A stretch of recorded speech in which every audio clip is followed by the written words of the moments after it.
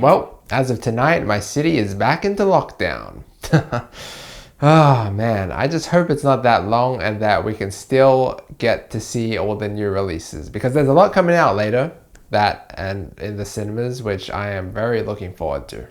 Disney's Cruella, a prequel to 101 Dalmatians, is an all-new live-action feature film which tells the story of one of the most notoriously fashionable villains, Cruella, played by Emma Stone. Set in the midst of the 1970s London punk rock revolution, a young drifter by the name of Estella dreams of becoming a fashion designer.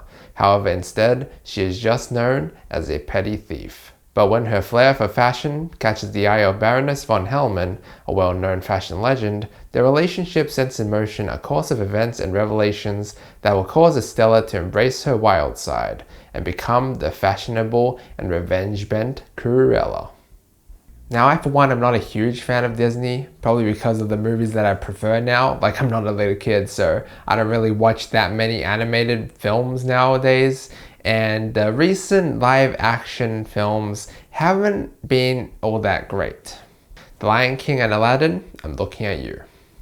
But I mean, it's the reason why you hardly will ever see me review Disney movies on this channel unless it's of like a series that I like or of a series that I grew up with, such as The Incredibles, Toy Story, or Wreck-It Ralph.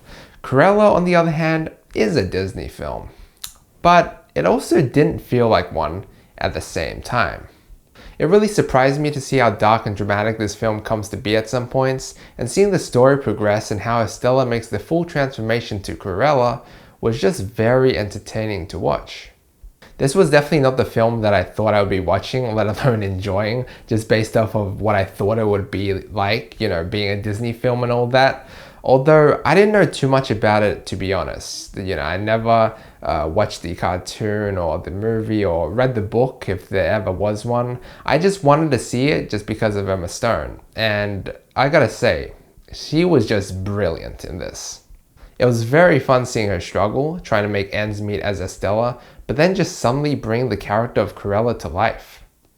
And when she was like that, she had a complete change of personality, like she had two different sides, almost like they were like two people stuck inside one body.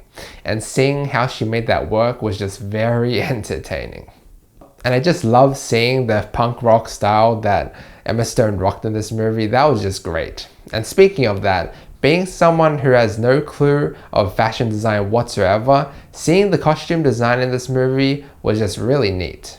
I almost didn't feel weird being a guy sitting in a cinema watching a couple of girls compete in a fashion contest. But like I said, I went into this completely blind, and I mean, people who have seen Cruella previously in other adaptations may have some more heavy opinions about this, like how closely it depicts the story, how well Emma Stone portrays Cruella, but I wouldn't know those, so I'm curious to know what those people think.